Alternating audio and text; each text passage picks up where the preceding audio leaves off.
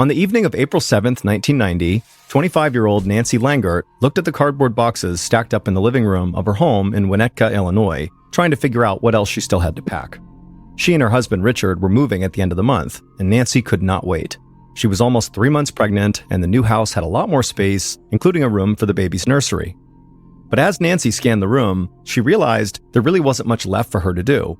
Other than the boxes, the only things in the room were a TV, a stereo, a card table, and some folding chairs. The truth was that even though she and Richard had been staying in this small townhouse for months that was owned actually by her parents, they had never actually really settled in.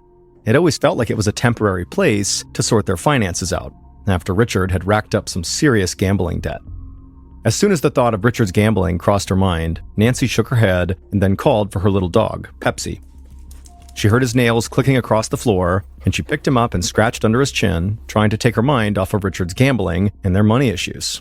But it was no use. It was all she could think about. Both Nancy and Richard had good jobs working at a growing coffee company, but Richard had always liked to bet on sports. And at some point, he had started spending more than he earned and began also borrowing money from friends to keep up with his gambling. It had all come to a head months earlier when Nancy and Richard fell behind on bills and had to move into this townhouse owned by Nancy's parents. And then Nancy's mother had to create a budget for them and put them on a weekly allowance, which was very embarrassing for both of them. But recently, things had gotten a lot better. They'd paid down their debt, built up their savings again, and now they were about to move out of this temporary home. In fact, at this very moment, Nancy even had $500 in cash in her purse to deposit into her bank account. Nancy gave Pepsi a kiss and put him down on the floor, and she reminded herself to stay positive. Richard was trying hard to curb his spending, and other than his gambling issue, he really was a great husband. And Richard and Nancy had both wanted a baby for so long, and now it was finally happening, and she knew Richard was going to be an amazing father. Feeling better, Nancy sat down on a folding chair and flipped on the TV. At around 6:30 p.m., the phone rang. It was Richard, telling Nancy he was leaving work, and he'd be home to pick her up in just a few minutes.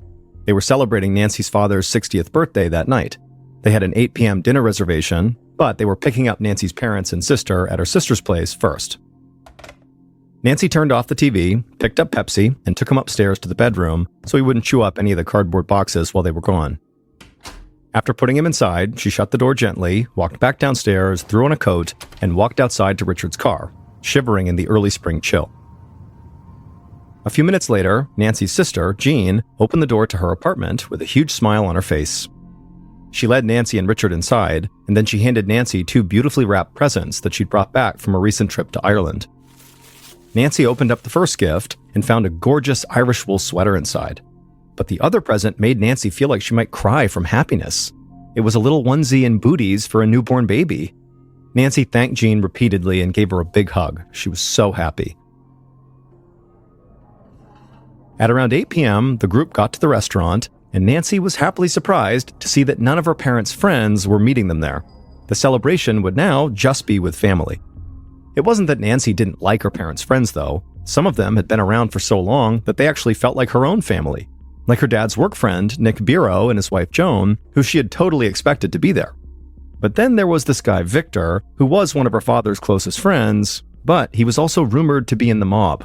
Nancy didn't mind Victor, but Richard could not stand him. So his absence from the party was a relief. As the food started to arrive to their table, Nancy suddenly didn't feel well. Her pregnancy was giving her really bad nausea, and the smell of pasta and steak just set it off. But she didn't want to ruin the night for everyone, so she tried to hide the fact that she really just wanted to go throw up. However, she could see her mom looking over at her with a raised eyebrow from across the table, and Nancy forced a smile back. She knew she was not convincing her mother that she was doing okay, but her mother just went back to her lasagna without saying anything, in fear she might embarrass her daughter. After dinner, Nancy and the rest of her family all piled back into Richard's car so he could drive everybody home.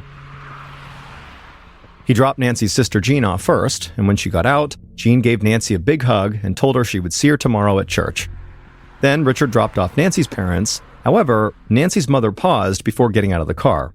She said she noticed at dinner that Nancy was feeling sick and asked if maybe Nancy and Richard wanted to spend the night there, at her house. For a second, Nancy did consider it. I mean, having your parents around if you're feeling sick is kind of like what everybody wants. But Richard was supposed to dog sit for a neighbor, and she wanted to sleep in her own bed, cuddled up with Pepsi, so she ultimately said, no thank you. Her parents then said goodnight, and then they walked into their house. On the drive back home, Richard and Nancy planned out the rest of their evening. Richard would walk the neighbor's dog, and then actually sleep over at the neighbor's house to keep the dog company. But first, Nancy and Richard would take their dog, Pepsi, for a walk together. They pulled up to their townhouse, and Richard walked around the car, opened up Nancy's door, and helped her outside. They smiled at each other, and he asked her how she was feeling, and Nancy said she still felt nauseous, but she was too happy about everything to let it bother her. Richard gave Nancy's shoulder a quick squeeze, and then they walked inside together. At 7 a.m. the next morning, Nancy's mother called her daughter to see if she was feeling any better. But Nancy didn't pick up, so her mom figured she must be sleeping in and hung up without leaving a message. She knew she would just see her daughter later at church anyway. However, when Nancy's mother got to church that day and took her seat in their regular pew, the bench beside her stayed empty for the entire service. Nancy's mom worried the entire time, so as soon as she got back home, she called her daughter again. And when Nancy still didn't answer, Nancy's father said he was going over to the townhouse to make sure everything was okay. Nancy's dad got to the townhouse just a few minutes later. He figured Nancy was just sick and sleeping, so he wasn't actually all that worried. He rang the bell, but nobody answered, so he took out his own key, unlocked the door, and stepped inside. The place felt oddly quiet, and no one responded when he called out. Then Nancy's dad saw his daughter's purse lying on the floor, surrounded by cash and credit cards, and so now he was worried. Suddenly, he heard a noise upstairs. It sounded like scratching on a door. So he ran out of the room, took the steps up 2 at a time, and then headed down the second-floor hallway to Nancy's bedroom, where the scratching sound was coming from. There, he opened up the door, and the little dog Pepsi came running out, and the stench of urine immediately hit Nancy's dad. Now he was really starting to panic. He knew his daughter would never lock her precious dog in a room long enough for the dog to have to urinate all over the ground. He turned and ran back downstairs, now screaming his daughter's name, but still he didn't get an answer. He knew there was only one place he hadn't checked yet, the basement. Nancy's father ran to the top of the basement stairs. The basement light was on, but all he could see when he looked downstairs were shadowy shapes below, which he assumed must be their moving boxes. But as he slowly walked down the stairs and the shapes came into view, he gasped. They weren't boxes. They were the bodies of his pregnant daughter and his son-in-law. They were both covered in blood. Nancy was still wearing her clothes from the night before, and her eyes were wide open. For a moment, Nancy's father simply froze, unable to process what he was seeing. Then he leapt down the remaining stairs to his daughter's side and grabbed her hand, but it was freezing cold. He sprinted back up the stairs and he dialed 911.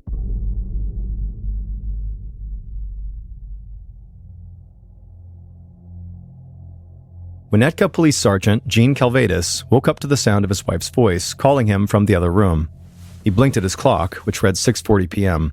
He'd worked overnight and hadn't gotten to bed until about midday, and now his wife was saying he had yet another phone call from headquarters.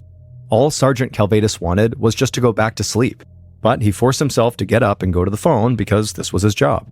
And as soon as he heard his lieutenant's voice in the phone, Calvados snapped wide awake. The lieutenant said there had been a double homicide, and Calvados needed to get to the scene right now.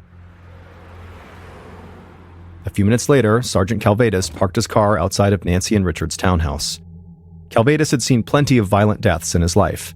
Before he became a police officer, he had served in Vietnam, and he had watched other young men in his unit grow hardened to bloodshed and violence, but Calvados really never got used to it. In fact, Calvados could see the face of every dead person he'd ever seen as clearly as if they were still right in front of him. And now he braced himself for the faces he was about to see in that basement. Sergeant Calvados stepped out of his car, and he saw several officers speaking to Nancy's father outside the house. Calvados quickly introduced himself and then headed inside, where a forensics team was already combing through the townhouse. One of the forensics officers came over to Calvados. He said the double homicide had taken place in the basement, but before Calvados went downstairs, he wanted to show the detective 3 pieces of evidence they'd found on the first floor. The forensics officer pointed to the ground just a few feet away, and Calvados noticed Nancy's purse lying there with $500 in cash and several credit cards lying next to it. Calvados quickly noticed there was still a TV and a high-end stereo in the room, so it seemed unlikely that what they were dealing with here was a robbery gone bad. Then the forensics officer led Calvados towards a door that opened onto a small back patio. Calvados saw a perfectly cut square piece of glass, which had been removed from the door and placed on the floor inside. and the forensics officer pointed out something interesting. The door was still locked. So whoever cut the glass did not reach through the hole and unlock the door, which would have been easy. Instead, they literally climbed through the small hole in the door, which would have taken far more time and effort. Finally, the forensics officer took Calvados over to a small card table that was next to a moving box. The officer said it looked like someone had rifled through the box and put a single item from it on the table. Calvados leaned in, and a look of surprise came across his face. The item on the table was Nancy and Richard's marriage license. But the forensics officer said he didn't know yet if the person who broke in had put the license there or if maybe it just happened to be there already. Calvados thanked the officer, and then after taking a deep breath, he headed to the basement, hoping things would start to get a bit clearer down there. Calvados walked down the steps slowly, and as the scene came into view, he couldn't help but wince. Richard had been handcuffed and shot in the back of the head. It looked like he had probably died instantly. Nancy, though, was not handcuffed, and her death had clearly been slow. She was shot twice in her side and in her abdomen, and there was blood smeared all around her body, like she had crawled or rolled in the blood after being wounded, and her eyes were still open, frozen in her final moment. Calvados also saw an axe on the floor between Richard and Nancy, and he wondered how that figured into the crime if the killer had a gun. Had the couple tried to fight back with it? He didn't know. Then something else caught Sergeant Calvados' attention. On a moving box between the bodies, a small heart and the letter U were scrawled in blood. Calvados crouched down and saw blood on one of Nancy's fingertips, so he wondered if she had left this message or if the killer had staged it to look that way. Regardless of the answer, Calvados realized whoever killed Nancy and Richard had not acted in the heat of the moment. The handcuffs and the execution-style shooting of Richard proved that. And that execution-style shooting made Calvados wonder if the murders had been carried out by a professional hitman. The cut glass in the patio door could also support that theory because it suggested a very high level of planning. But Calvados stood there and just shook his head, like he was arguing with himself. Removing the glass in the door seemed like something a professional would do, but then why would the professional killer squeeze through the small hole in the door instead of just reaching in and unlocking the door? Also, Richard's murder seemed like a cold-blooded, very efficient assassination, whereas Nancy's murder seemed sloppy. She clearly lived long enough to roll or crawl through the blood on the floor, and she might have lived long enough to even write that message on the moving box. So in a way, Calvados felt like he was almost looking at two different crime scenes at once, one crime scene for Richard and one crime scene for Nancy. Calvados suddenly felt a tap on his shoulder. It was one of the officers who'd been talking to Nancy's dad. The officer told Calvados he had very important information. Nancy had been pregnant. Calvados' heart sank. He knew the look on Nancy's face would stay with him for a very long time. Later that day, as officers met with Nancy and Richard's neighbors, the chief of police decided to form a task force to investigate the double murder. He said he would ask for help from detectives from surrounding suburbs, but he wanted Sergeant Calvados to lead the team. Calvados knew this was going to be the biggest challenge of his career. A double homicide of a young couple that was potentially carried out by a professional hitman was a whole different level of crime than he'd ever seen in Winnetka. The next day, Sergeant Calvados knocked on the door of Nancy's parents' house. Nancy's dad opened the door, and Calvados could tell from his puffy eyes that he'd been crying. As gently as he could, Calvados asked the father if he could get Nancy and Richard's wedding albums and address books, or anything that could help him identify all of their friends and acquaintances. Nancy's father just nodded, looking shell-shocked, and invited the sergeant to come inside while he looked.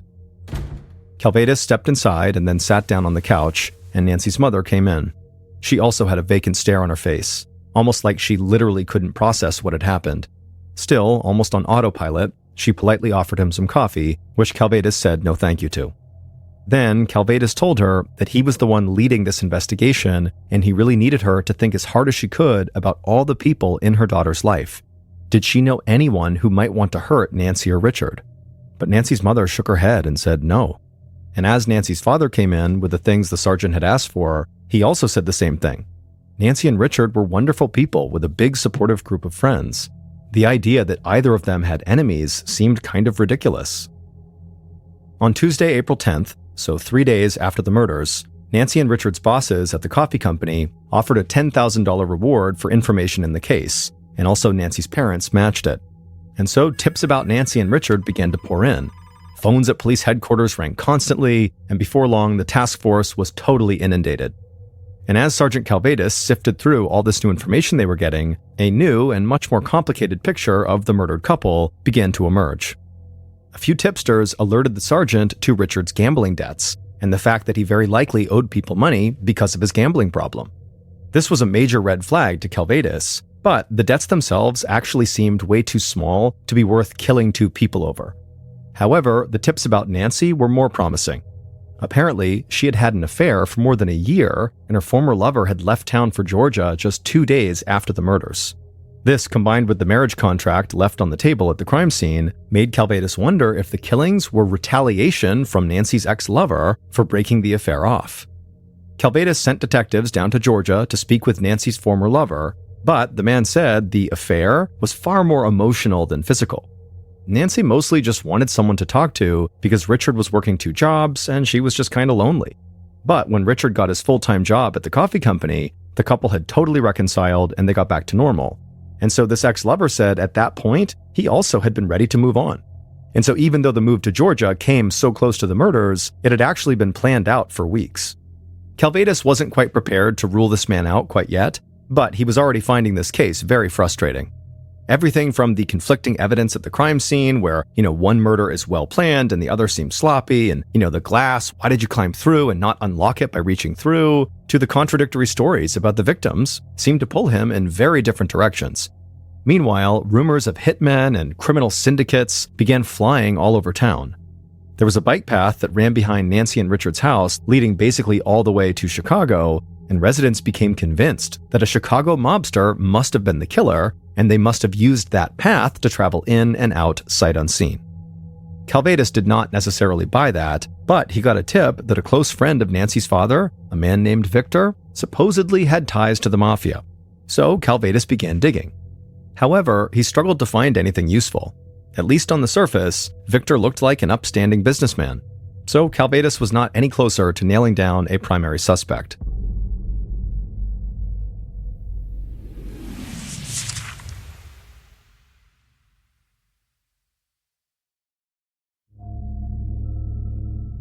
Four days after the murders, a massive crowd of 800 people from the area gathered for Nancy and Richard's funeral. The community really came out in force, to the point where random local groups like the high school's Peace Alliance Club and the track team were waiting in these long lines after the service just to offer their condolences to Nancy and Richard's family. Their deaths really took a toll on this town. Sergeant Calvados and some other detectives also went to the funeral, but mostly just to look for anybody who seemed nervous or excited or maybe overly dramatic.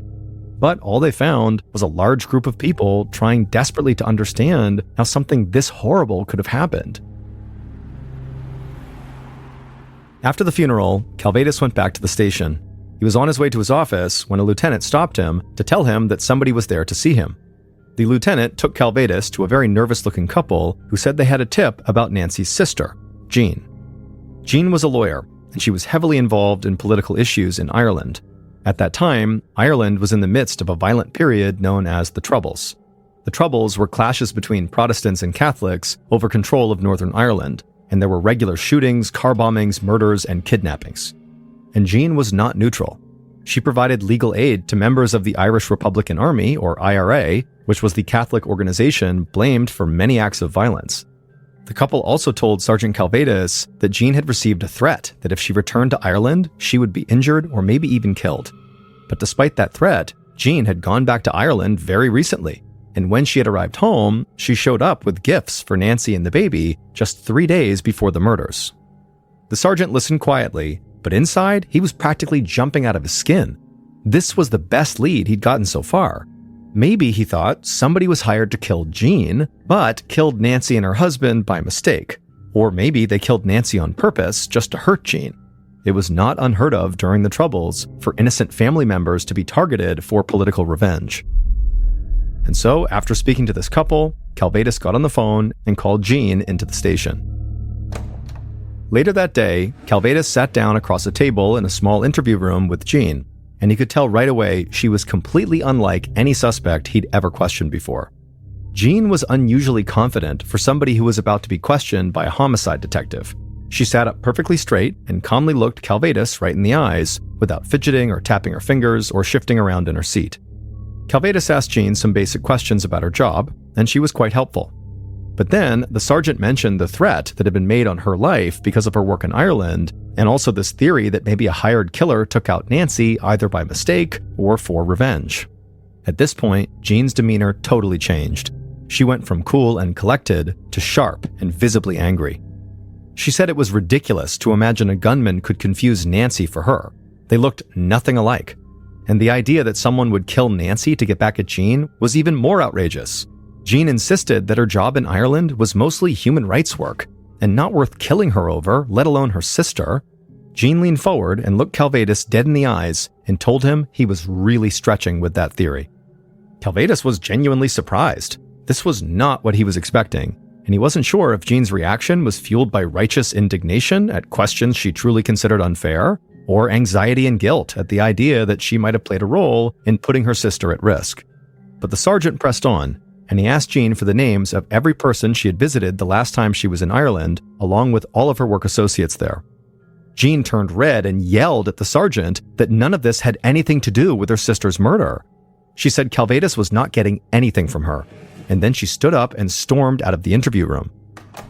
Sergeant Calvados just sat there, both really surprised and really mad. This death threat on Jean was the first real lead they had, and he couldn't fully investigate it without the names from Jean. He had expected her to be grateful and to immediately offer up anything she knew to try to figure out who killed her sister. And so he just couldn't believe Jean was unwilling to help him, unless, of course, she was involved. Without any information from Jean about the death threat, Calvados was left chasing other possibilities that frankly just seemed increasingly unlikely. Both Richard and Nancy had worked for a coffee company that imported their beans from Colombia, which Calvados and basically everybody knew was a major importer of cocaine. He knew that drug cartels sometimes hid cocaine in coffee shipments. In fact, just 3 months before the murders, federal agents had seized 5 kilograms of cocaine in a coffee shipment from a different coffee company. So Calvados started poking around into the coffee company, looking for any ties to cartels. But the owners of the company seemed mostly puzzled by this, and they gave Calvados permission to inspect their next shipment. Like, they didn't care at all. Look at whatever you want. And so Calvados did that, flagging the ship that had their coffee on it to U.S. Customs officers, who then met the vessel when it came into port. A giant crane lifted the container with their coffee out of the ship and onto the dock, and then Customs officer cracked it open. Then they began slicing through random bags of beans to see if their drug-sniffing German shepherds could pick up a scent. But, like Calvados had feared, they found nothing. The police began to feel like they were just grasping at straws, and so they decided they should just go back to the beginning and kind of start over. So they re-interviewed all the neighbors, and they got one tantalizing tip about a mysterious man walking around the neighborhood the night of the murders, but after looking into it, they discovered it was actually just a bored teenager who lived nearby. After that, they looked into whether Richard and Nancy had maybe taken a loan from mobsters to lease their new place, but when they looked at the couple's tax records, they saw they could easily afford the rent. And so, once again, one after another, all the tips and leads they were finding just went nowhere. Calvados still had suspicions that Jean's ties to the IRA got her sister killed, but without Jean's cooperation, he struggled to make any headway on that lead. So by the end of May, Sergeant Calvados was basically out of ideas as his big case rapidly went cold. Finally, on May 30th, so about a month after the murders, the police chief pulled Calvados into his office. From the look on Chief's face, Calvados knew the news was not good, but he could not have guessed what was coming next. The chief told him they were going to dismantle the task force. They had spent a whopping $1 million on this investigation so far and still had not come up with a serious single suspect. Calvados was shocked. This felt way too early to basically give up. But the chief wasn't done. In addition to dismantling the task force, he wanted Calvados back on the beat while another investigator stepped in and took a look at this case. The chief followed up and told Calvados that he was not taking him off the case completely, he just wanted a set of fresh eyes on it. But as Calvados nodded and turned to walk out of the office, it definitely felt like he had failed and he was being removed. Sergeant Calvados walked slowly towards his team to break the bad news, at the same time feeling totally sick and angry at the thought of patrolling the neighborhood again with everything in this case still completely up in the air. But a few days later, sure enough, Calvados was back in his blue uniform, driving a police cruiser around Winnetka. He figured his days as a detective were likely over. 6 months passed with no progress at all in the Langert case. Sergeant Calvados focused on working his beat, but at the same time, he just felt so distracted because all he felt was regret that he had not been able to find the killer. But then, on October 4th, Sergeant Calvados was home sleeping when his wife woke him up telling him that work was calling, just like she had done on the day of the murder. But this time, when he picked the phone up, his lieutenant was yelling excitedly that there had been a break in Nancy and Richard's case, and Calvados had to get down to the station right now.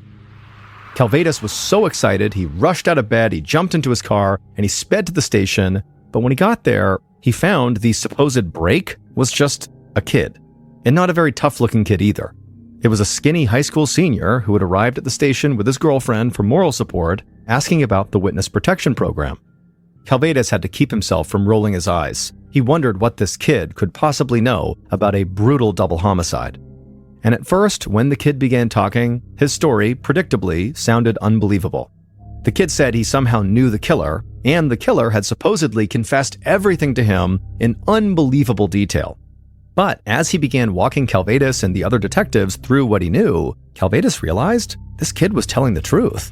The teenager knew details of the crime that had never been made public, like how many shots were fired and the fact that the marriage contract was on the table. But beyond individual details, the teenager's story explained all the strange contradictions that Calvados had struggled with since the beginning of the case. Richard was killed quickly and efficiently, but Nancy's murder was messy and slow. The killer had apparently brought a gun along, but someone had grabbed an axe that wasn't entirely clear, and then the killer had used glass-cutting tools to get inside, but then needlessly crawled through the tiny hole in the door instead of just reaching through and unlocking it. And so all these things definitely lined up with what Calvados had suspected.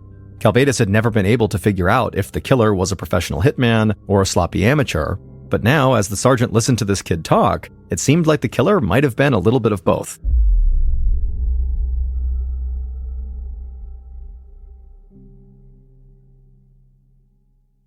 After speaking to this kid and looking at all the evidence in the case and looking at all their interviews, here is a reconstruction of what police think happened on the night of Saturday, April 7th, 1990, when Nancy and Richard were murdered inside of their home.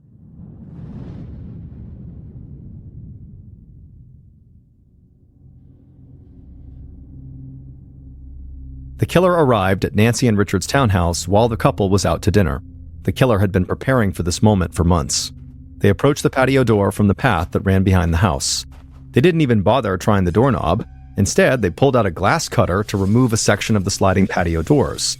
And then once the cuts were made, they stuck some very sticky tape to the front of the glass piece and then pulled it out silently, just like they had been practicing.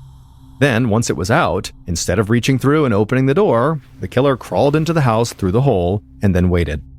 But they had no idea how long it would be before Nancy and Richard came home, and as the minutes turned to hours, the killer began to get restless.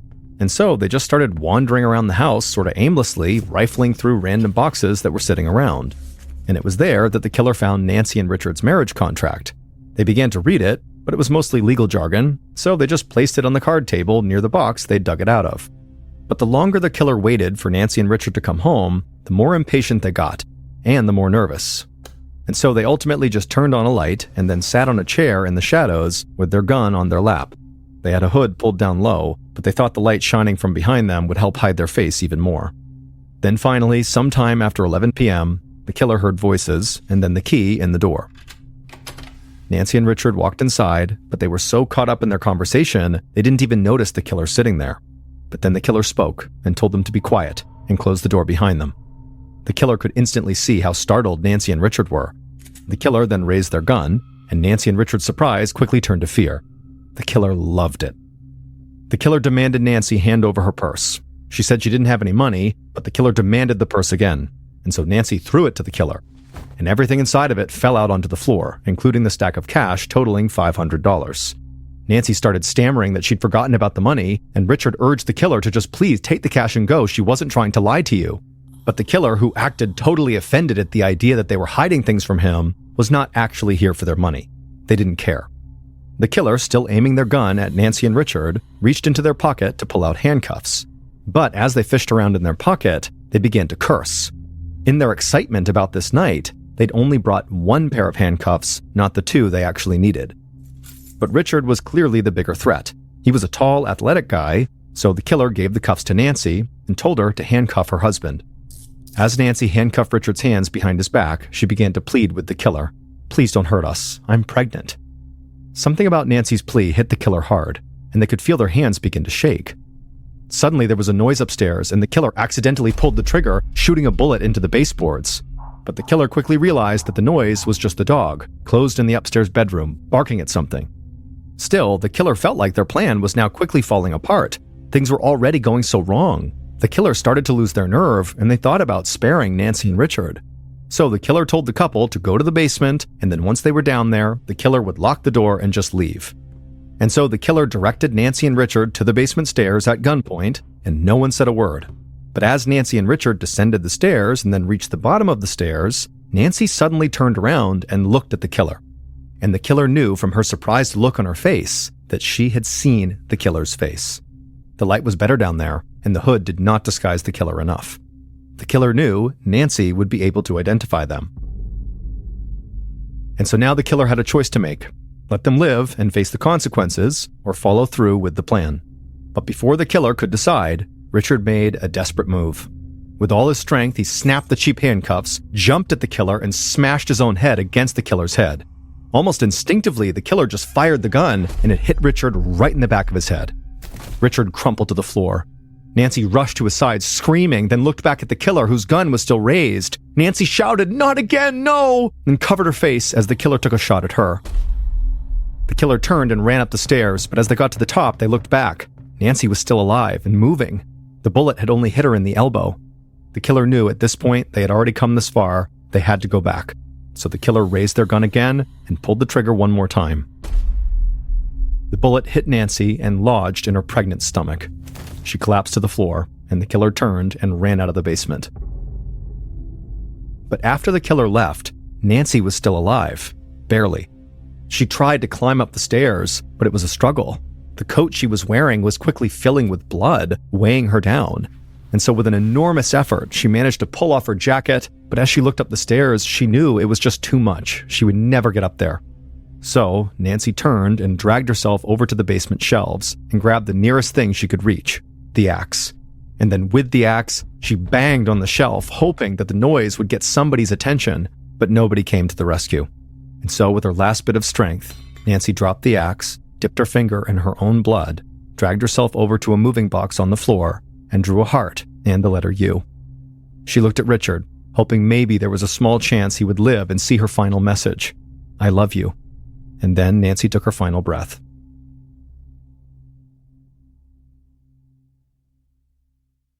When the police began investigating this case, they knew that some of the evidence suggested the killer was an amateur, but most of their leads pointed to a professional hitman, which is why Calvados and his team had been so interested in the mob and in drugs and the IRA. It was a mistake that allowed one person to escape any attention at all, because the killer was right there, hanging around the investigation in plain sight the entire time. He was one of the members of the High School Peace Alliance Club who came to the funeral. He was on the track team too, so he ran past the Langerts' house almost every single day. The police had even questioned him, because he was also the teenage boy who had been seen in the neighborhood on the night of the murders, but had quickly been written off. But it turned out that kid, the 16-year-old named David Biro, was the killer. And he also happened to be the son of Nancy's family friends, Nick and Joan Biro, who Nancy had thought might be at her father's birthday party on the night that she was killed. It would turn out 16-year-old David had serious psychological issues, and he had become obsessed with becoming a hitman after seeing the 1980s movie, Bestseller, about a hitman who wanted to turn his story into a book.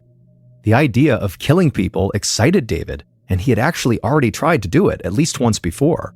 Prior to the murders, David's parents had him committed to a psychiatric hospital after he tried to poison his own family. But after only 2 months, his parents had let him come home against the recommendation of his doctors. And once he was home, teenager David Biro chose to live out his hitman fantasy by killing Nancy and Richard. And his reason for targeting Nancy and Richard had nothing to do with their connections to his family. Instead, he chose them as his murder victims because their townhouse was conveniently located, and he also found them, quote, annoying. David might have gotten away with these murders, but as the months went by and the police never came for him, he got cocky, and he began to brag to a friend about what he had done. He even showed his friend the glass that he'd practiced his glass cutting on, and he also showed him the murder weapon. And David's friend pretty much immediately turned him in, because he was very worried David would kill again. And so, on October 5th, 1990, almost 6 months to the day after Nancy and Richard were gunned down, David was arrested. It was the day before Nancy's baby would have been due. David was sentenced to life in prison for killing Nancy, Richard, and their unborn child. Nancy's parents would move back into Nancy and Richard's townhouse shortly after the murders as a way to feel closer to Nancy and Richard. In the spring of 2013, a young woman named Melissa finally moved out of her mother's house and got her own place across town. For the first few months she was living there, she never noticed anything strange. But about 3 months into living there, things started to get a little bit weird. It started with a whole bunch of hang-up calls where someone from different numbers would call, she'd answer, and she could hear them breathing, but they weren't saying anything. And then she started getting these huge bouquets of flowers delivered to her front step, but they were delivered from anonymous. Then, after that, she started noticing things in her kitchen and her living room were going missing. Things like plates, cups, drink coasters, salt shakers, forks and knives, little things, but since she lived alone and she was the only one moving these things, they really stood out. Melissa had this habit that every time she went to bed, she would unplug her TV. She had this irrational fear if she didn't do that, that it would spark a fire and her house would burn down in the middle of the night. So she was pretty obsessive compulsive about always making sure the TV was unplugged before she went upstairs to bed.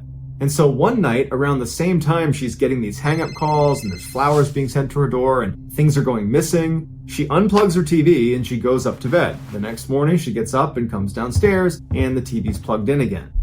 She convinces herself that, well, she must have forgot to unplug the TV. As rare of an event as that is, it has to be what happened. And so that night, she unplugs the TV and remembers looking directly at the plug, confirming that, yes, I've unplugged the TV. And then she puts it down and looks again at the outlet. It's not plugged in. It's definitely not plugged in. And then she goes upstairs to bed. The next morning when she walks downstairs, she had the sense of dread that when she turned the corner, because her TV was right at the bottom of the stairs, that when she turned the corner, it would be plugged in again and her worst nightmare would come true, that something is happening on my first floor when I'm asleep at night. And as she comes down the stairs and turns the corner, what does she see? The TV is plugged in again. She's horrified but has no idea what to do. It's not some malicious act. And she's telling herself, well, maybe I forgot again. But then she's like, no, I remember last night staring at the plug. I definitely unplugged it. And so she flies around her first floor to make sure, one, everything is locked, but two, no one else is in here. And when she's satisfied that, yup, it's empty down here, and two, everything is locked, she sits there thinking, well, now what do I do? Do I call the police and say, someone's plugging in my TV? You know, she can't do anything. And it was at this point that Melissa developed a very real fear of her first floor. And she began going to bed so early at night because she could not be on that floor when it started to get dark. And so imagine living alone, being afraid of going down to your first floor, how scary it would be at night when you're laying in bed, your door's shut, and any noise you hear in the house, you're going to attribute to your first floor. And so Melissa was living this absolutely wretched life where she's scared of everything outside of her bedroom. And so with that as context, Melissa goes to bed one night super early, probably like 3 o'clock. The sun's not even down yet, but she's upstairs. But eventually it does get dark outside and she still has not fallen asleep. And so she sits up in bed and she turns on the TV. And right away, the channels on the screen start to change. And she's thinking, oh, I must be laying on the remote. But then she remembers the remote's in my hand. And so she's looking at the remote and then she's looking at the TV. She's not touching her remote. And the channels are still cycling. Now, Melissa had what's called a skybox, which means her downstairs TV was connected to her upstairs TV and vice versa. If one was changing the channel, in real time, the other changed the channel. And so as she's looking at her remote and not touching it, and looking at the screen as the channels are changing, it dawns on her that someone downstairs is changing the channels.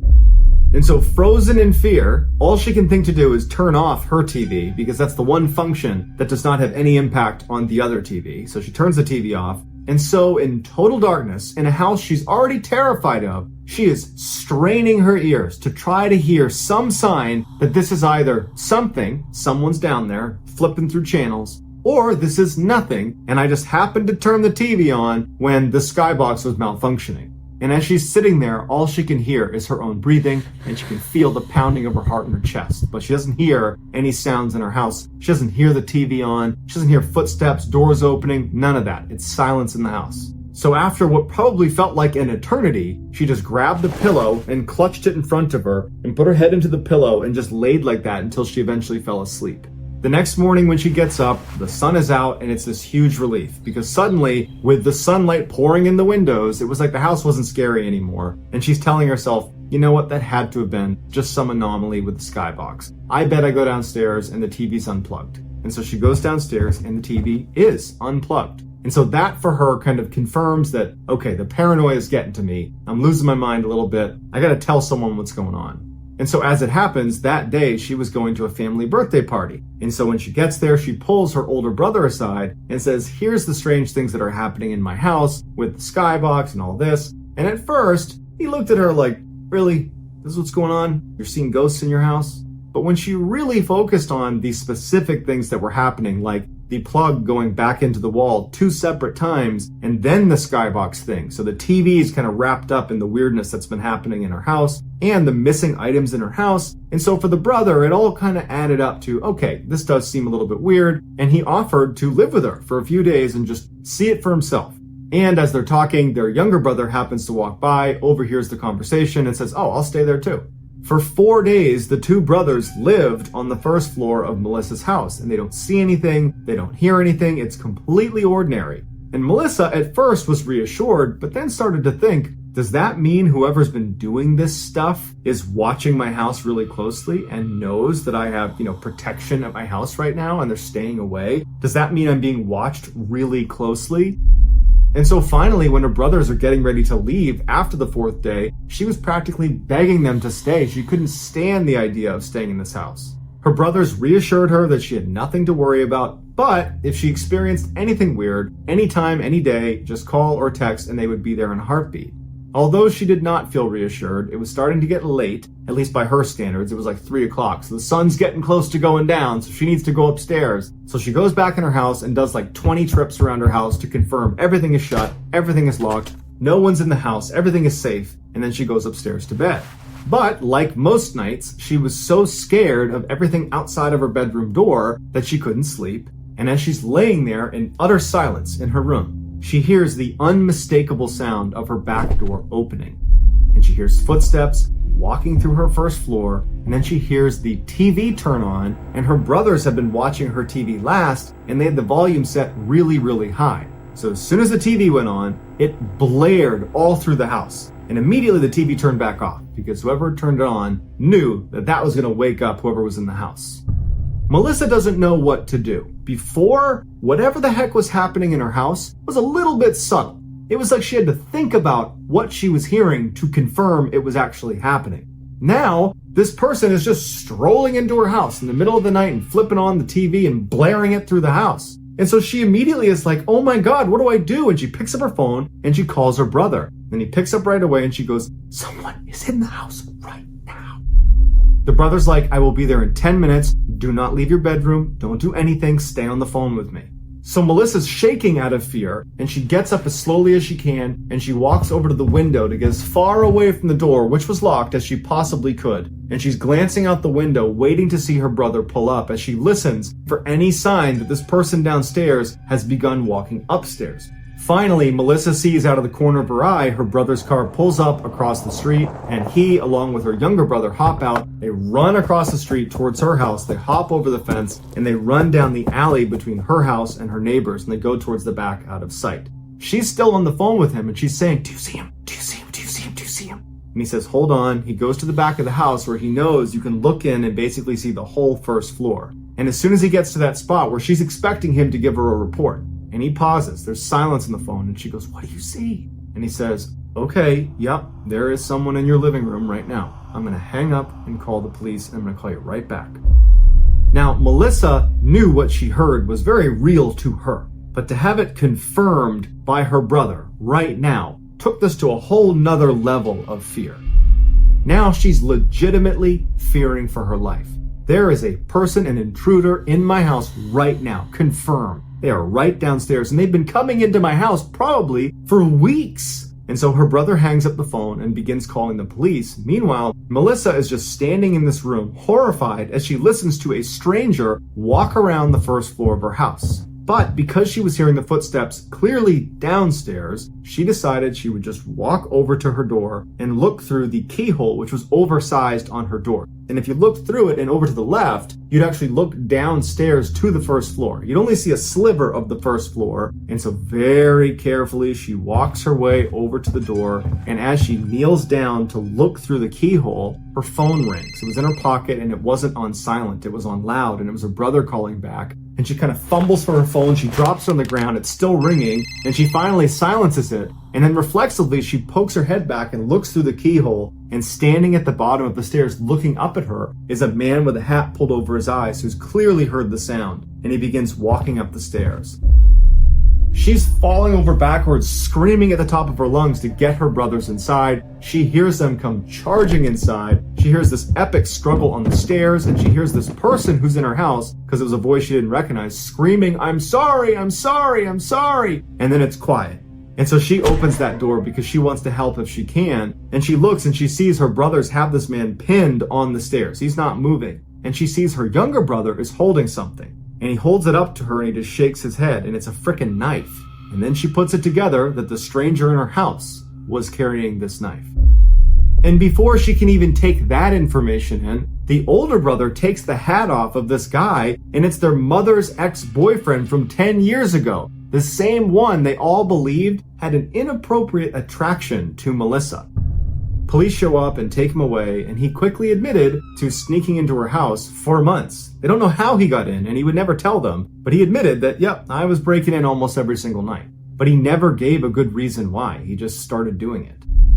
Police cited mental illness as the likely culprit for why he was doing it, and the family believed this could be something more sinister, but either way, he was given 3 years in jail, and the family, once again, cut all ties with him.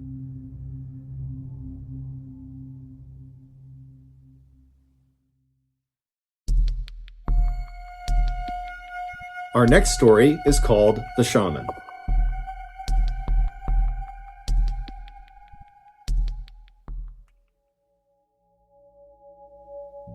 On April 27, 1997, a farmer in Indonesia was walking his livestock through a thick sugarcane field near his house when he tripped on something. After he regained his balance and looked down, he noticed a strange mound of dirt that seemed totally out of place. He wanted to dig it up just out of curiosity, but he wasn't on his property, so instead he walked back to the village and he told the village leader about this strange pile of dirt and suggested he see what's under it. So the village leader and some other men headed back out to the field. They find this dirt pile, and the first thing they do is they poke it with a stick. The stick went right into the pile. It was a soft pile of dirt, and when they pulled it out, this horrible stench filled the air that was coming out of this mound. Worried about what they might find underneath this pile, the men decide to leave it alone and go back to the village and tell authorities about it, and the authorities promptly tell them to go back out there and uncover this thing and tell them what they find. And so the village leader and some more men head back out to the field and they start digging. And pretty quickly, their shovels strike something that's fairly soft inside of this mound. And so after delicately removing some more dirt, they discover a woman's face is looking right back at them. It appeared she had been buried up to her neck, and then someone had just thrown dirt on top of her head. At this point, the authorities did come out and they were able to identify the body as belonging to a 21-year-old local woman named Dewey. After asking around the village about this girl, the police determined the last time anyone had seen her was 3 days earlier when she had left her house to run an errand. But after that, no one knew what happened to her. Just a few hours after Dewey's discovery, a 15-year-old rickshaw driver came to the police with additional information. He said 3 days earlier, on the evening of April 24th, so the same day that people had seen Dewey last, he said she had come to him to ask for a ride. And when she got into the rickshaw, he asked where she wanted to go, and she said she did not want to tell him specifically where she was going. Instead, she just wanted him to drive in a particular direction, and she would give him more information about how to get where she wanted to go as they got closer. And so this really intrigued the driver. And so after he began going in this direction, he turned to her again and said, can you tell me anything more about where we're going? This is really weird that you're not giving me any more information. And so finally, Dewey relented and she told him she was going to see the shaman. A shaman, in simple terms, is someone who uses magic to cure the sick. The driver did think it was odd that this girl was going to see the shaman in the middle of the night and she was being so secretive about it, but after he dropped her off, he hadn't given it much thought until he found out she had died.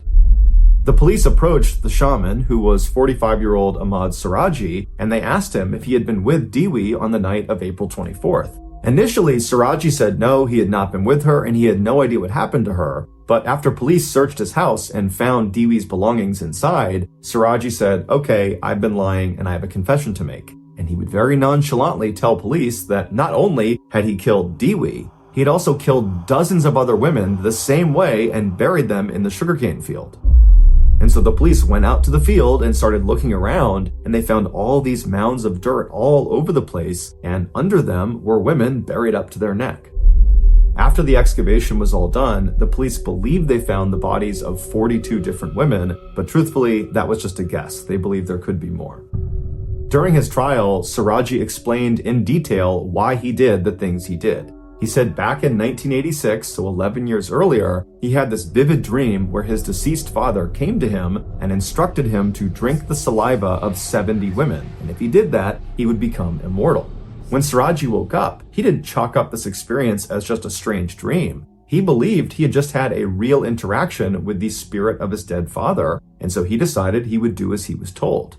But his father didn't explain to him how he was going to extract the saliva from these 70 women. And so after thinking about it for a couple of days, Siraji decided the most efficient way to do it would be to just kill the women and then forcibly take their saliva.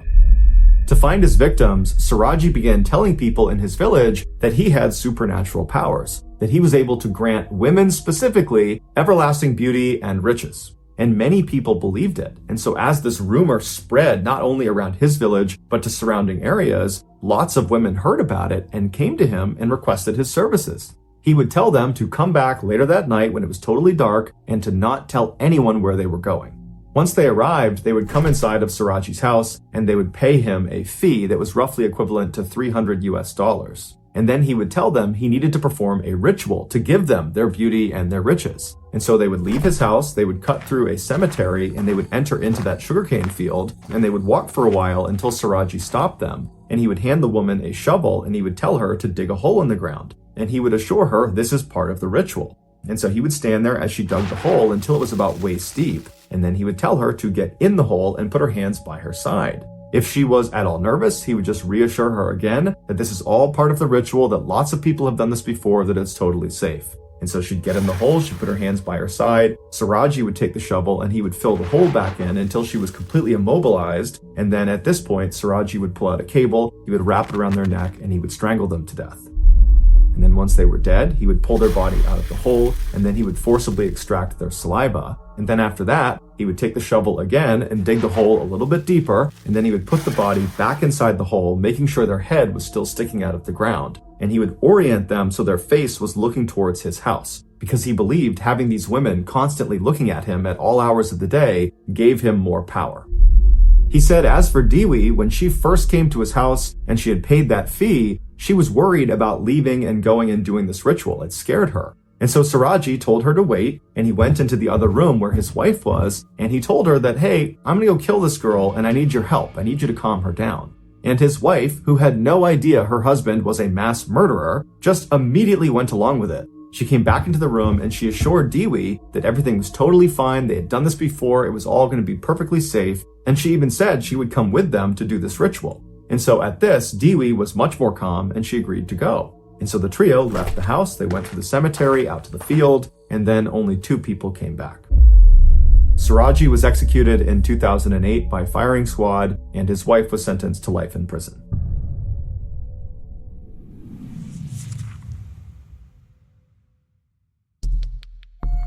The next and final story of today's episode is called The Raven-Haired Woman.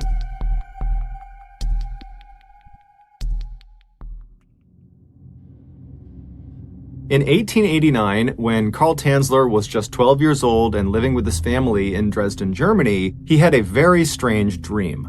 In this dream, he found himself in this black void where everywhere he looked, it was just nothingness. And then, behind him, he heard footsteps. And so he whips himself around, and he looks, and there's this woman dressed in this big, puffy, elegant white dress walking towards him out of the darkness. and when she walks right up in front of him, she comes to a stop, and she introduces herself as Anna Constantia von Brockdorf, who was a real person in the early 1700s. She was a noblewoman in Germany, and she would tell Carl that she is actually a distant relative of his, and that she was here to pass on a very important message. Carl was rooted to the spot. He didn't know if he should be afraid of what she was going to say, or excited or nervous, but before he could decide, Anna had already turned and was pointing in the direction she had appeared out of. And so Carl turns and looks in the direction she was pointing, and out of this blackness, out of this void, came this woman's face. It was a face detached from a body. It almost looked like a floating picture of a woman's face. And as this face floated closer and closer to them, Carl was immediately struck by just how beautiful this woman was. Her hair was jet black like a raven's feathers, and her skin was white like porcelain. But there was something off about this woman, this floating face. She looked sad and kind of frail. And so as Carl found himself staring at this face, which was now right next to them, Anna spoke to him again, and she would tell Carl that this woman, the floating face, she's going to appear in your life later on, and it is your mission given by God to save her. She's going to be very ill, very sick, and you need to find a way to keep her alive.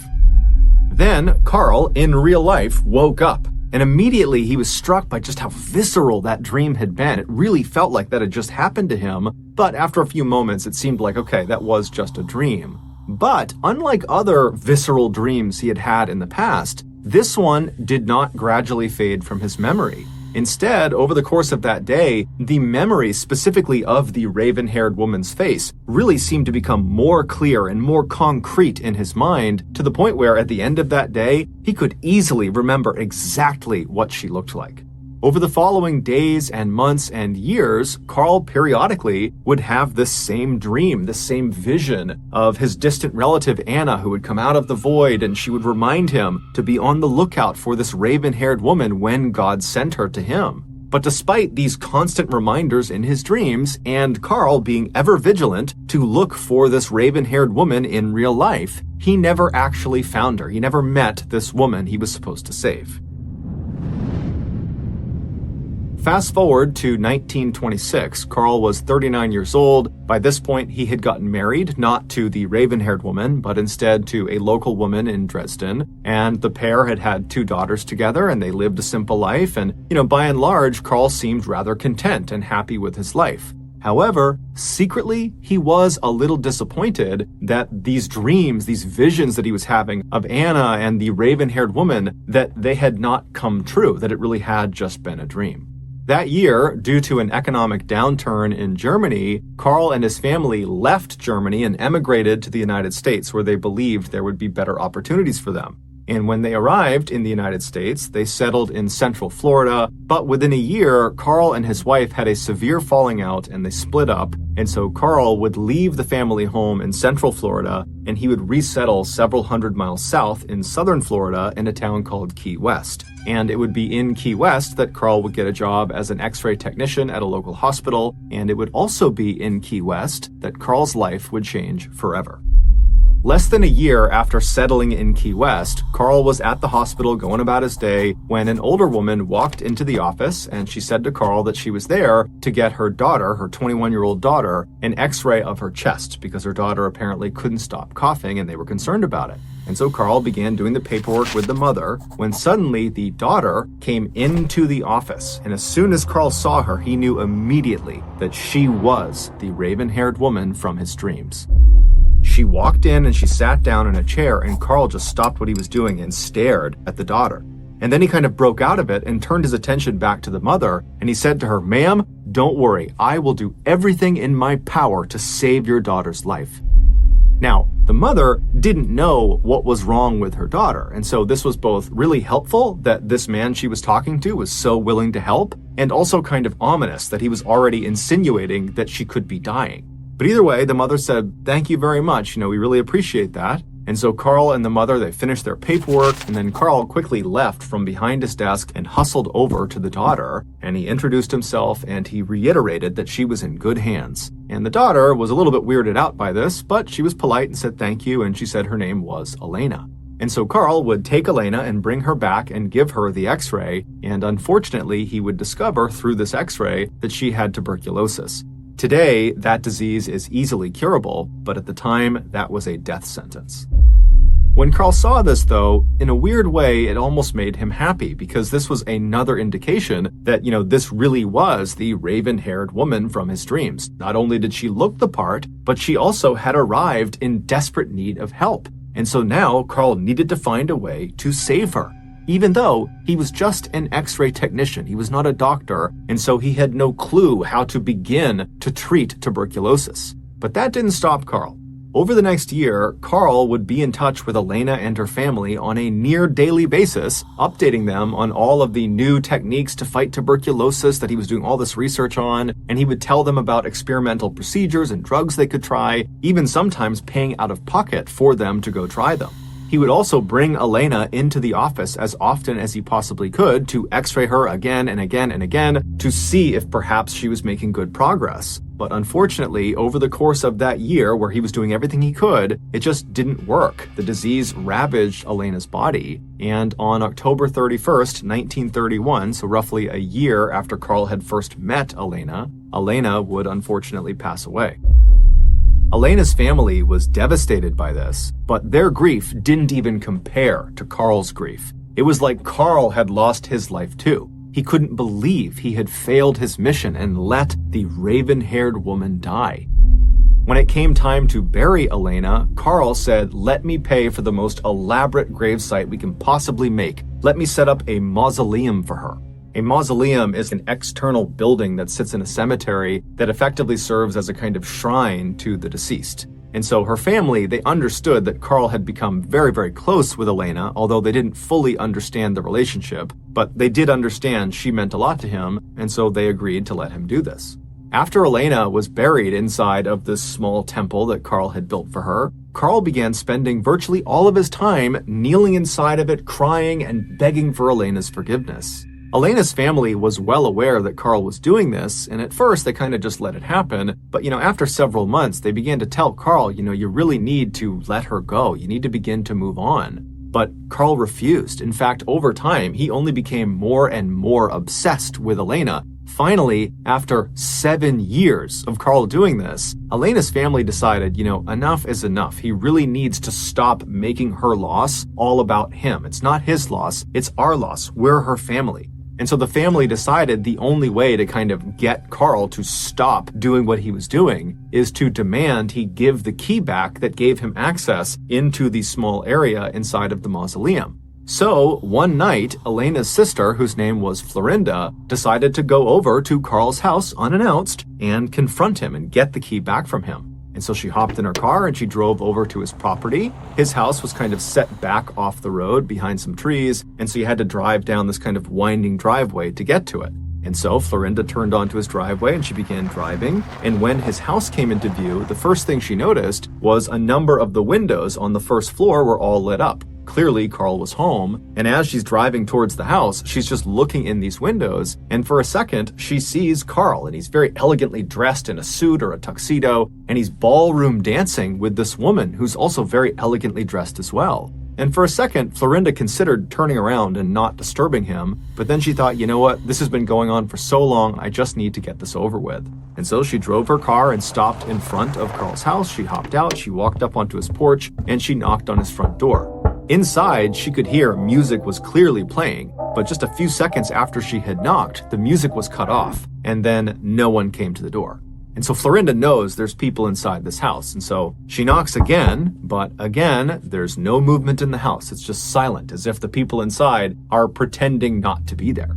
And so finally, frustrated, Florinda knocks on the door a third time and says, "Carl, I know you're in there. I have to talk to you about my sister. Please come out here." And so finally she heard the shuffling of feet, and then she heard the sound of the door unlocking, and it opened up just a crack. And through this crack, Carl looked through, and he looked out at Florinda very suspiciously, and he said to her, "What do you want?" And Florinda would say, "Look, I'm here to talk to you about my sister. Can I please come inside for a second, or can you come out here and talk to me?" But Carl pretty much immediately said no, and then he shut the door. However, Before he shut the door, Carl had very briefly stepped out of the way, allowing Florinda to see through that gap into the house. So before the door actually shut, she got to see who and what was inside that house. And what she saw was the woman Carl had been dancing with, and the woman was seated in a chair maybe halfway through the house, and she was facing the door, and Florinda knew immediately it was her sister.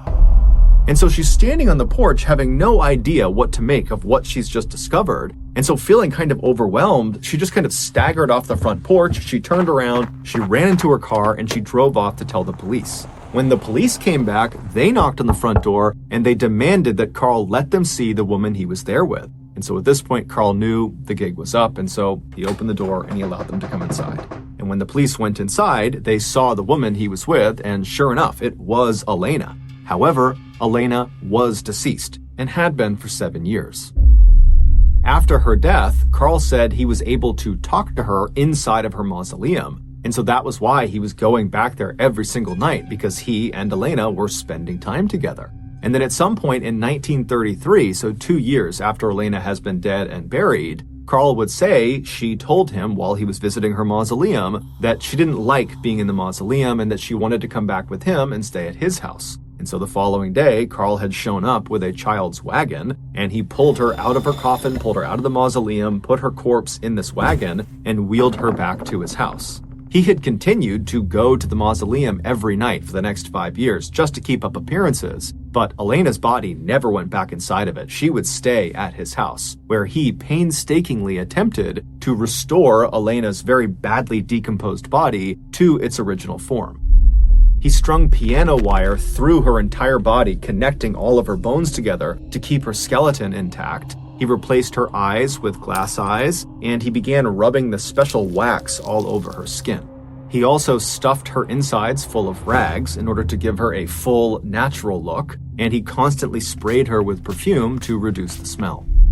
Once she was, in his eyes, back to normal, he began spending as much time with her as he possibly could. He would change her outfits constantly, he would put on makeup, and he would give her new jewelry, and he would talk to her about the ups and downs of life. He would laugh with her, he would cry with her, he would sleep with her. Carl would admit that ultimately his goal with keeping Elena in his home was to eventually still save her life. He believed if he could somehow get her body up into the stratosphere, that the radiation up there would bring her back to life. And if he could do that, he would be fulfilling his God-given mission to protect her. But Carl never got a chance to launch her into the stratosphere. Instead, he was charged with wantonly and maliciously destroying a grave and removing a body without authorization. However, these charges would be dropped and Carl would be set free. As for Elena, her body was returned to her family and they would bury her in Key West.